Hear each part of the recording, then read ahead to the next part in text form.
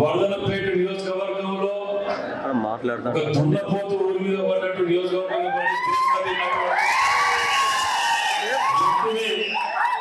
కసితోని ఓడగొట్టిన మీ అందరికి కూడా పేరు పేరు ధన్యవాదాలు తెలియజేస్తున్నాను.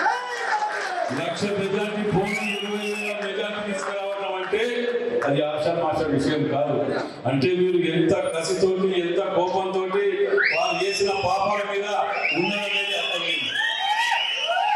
మరి అలా అన్ని పాపాలు చేసిన వ్యక్తి మీద వీసా వ్యక్తు కరప్షన్ అభియోగం లేని కళ్యాణ్ శ్రీహరి గారి కుమార్తెని గెలిపించుకున్నావా? 4 గంటల కసితోటి మనం పనిచేయగలిగితే ఇవాళ మనము సాధించగలుగుతాం. ఎందుకంటే రాముడు ఇలా చూడండి బీజేపీలో జోడిండు రాముడు అని ఒక ముసుకేసుకుంటే అన్ని పాపాలు పోతాయి అనుకొని మళ్ళా పడి తిరుగుతున్నాడు. ఇలా రాముడు అంటే నిన్న శ్రీరామనవమికి మన అందరం శ్రీరామనవమి చేసుకున్నామా లేదా? నేనైతే 42 గుళ్ళు తిరిగిన 42 కళ్యాణ మండపాలు తిరిగిన మెడలో 24 గంటలు వెంబడేసుకొని తిరుగుతున్నాం రాముని. వీళ్ళకేమో పట్టానో జాయిరో వీళ్ళకి అయినట్టు ఆ ముసుకేసుకొని మరోసారి ప్రజలను మోసం చేసి అడ్డదారిలో ఓట్లు దున్నుకోవడానికి రాబోతున్నారు. కాబట్టి మనం జాగ్రత్త పడవలసిన అవసరం ఉన్నది. ఎందుకంటే ఒక పార్టీకి చేసింది చెప్పుకోవడానికి ఏమీ లేక ఒకసారి కాశ్మీర్ అంటాడు, లేదంటే పాకిస్తాన్ అంటాడు, లేకపోతే శ్రీరాముడు అంటాడు.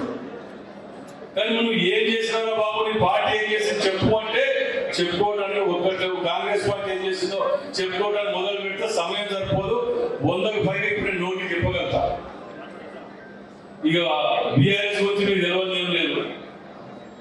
బీఆర్ఎస్ అయితే స్వయాన ఇంకా కూడా బుద్ధి సిగ్గు సెలవులు అయితే ఆంధ్రప్రదేశ్ పబ్లిక్ ఇస్తామని తల్లి పక్కకు చదివిన ఆ 4 మిగిలిన 4 కూడా గంభీరత ఆ హరీష్ రావు ఓ 6 ఫీట్లు 7 ఫీట్లు పెరిగింది. కానీ కనీసం మోకాల కాదు హరికాల కూడా మెదడంటే నాకు అవపడ్డా. మాట్లాడే మాటలకు చిన్న పిల్లలు కూడా అర్థం చేసుకుంటాడు. ఇంకా బుద్ధి రాలేదా అంటే ఈ పార్టీలకు భగవంతుడు ఈ పార్టీలో ఉన్న వ్యక్తులకు పొందించాడు. అబద్ధాన్ని నిజాన్ని అబద్ధానికి మార్చి మాట్లాడగలిగే కెపాసిటీ ఇచ్చాడు. ఇలాంటి వ్యక్తులతో మనం జాగ్రత్త పడాలి. ఎట్టా గణేష్ గారికి కోర్టుకి ఇచ్చిండ్రు, ఇది అయిపోయిందని చెప్పి జీర్ణించుకోలేక ఎన్నెన్నో పుకారు ఎన్నెన్నో అభాండాలు ఎన్నెన్నో ఉన్నప్పుడు వ్రతం అయిపోయింది, బయటకు పోగానే ఇది అయిపోయింది వాళ్ళకి. అంటే మనం అందరం గమనించాలి. రెండోది ప్రజలలోకి తీసుకువెళ్ళేటప్పుడు మనకి ఇది మనం గవర్నమెంట్ వచ్చిన పర్ఫెక్ట్ గా మనం అందరం అనుకూల సాధించగలిగినాం. కానీ పార్లమెంట్ లో మీ వర్ధనపేటలో మొన్న వచ్చిన 20,000 కంటే డబుల్ 40,000 మెజార్టీ తీసుకొస్తే ముఖ్యమంత్రి గారు ఒకటే చెప్పారు, ఎక్కడైతే మెజార్టీ వచ్చిందో దానికంటే ఎక్కువ తీసుకొస్తే మీరు అడిగిందల్లా మీకు ఇస్తామని చెప్పి ఫండ్ కావాలి, అధిక అభివృద్ధి కావాలి అని అంటే మనం కష్టపడి పనిచేయాలి. 2 అభివృద్ధిలో తోడ్పాటు ఉండాలి. నాగరాజు గారికి మరి 20,000 దాటిందనుకుంటే నాగరాజు గారికి తగ్గిందంటే నాకు తగ్గిందనుకో మాకు కూడా కట్టింగ్ పెట్టాలి ముఖ్యమంత్రి అర్థం. ప్రాధాన్యత ఇవ్వడంలో ఫండ్స్ ఇవ్వడంలో అభివృద్ధి.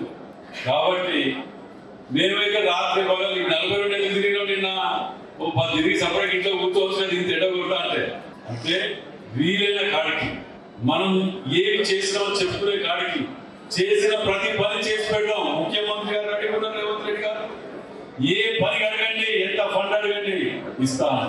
కానీ నిజాయితీగా ప్రజలకు వెళ్ళి అక్కడ ఉండి పని చేసుకొని చూస్తున్నారని చెప్పారు. కాబట్టి మీరందరూ కూడా మరి 40,000 మెజార్టీ వర్ధన పెట్టి ఇస్తారు కదా. సౌండ్ అయితే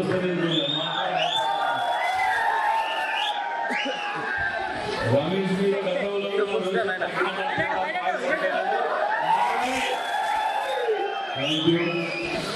థ్యాంక్ యూ.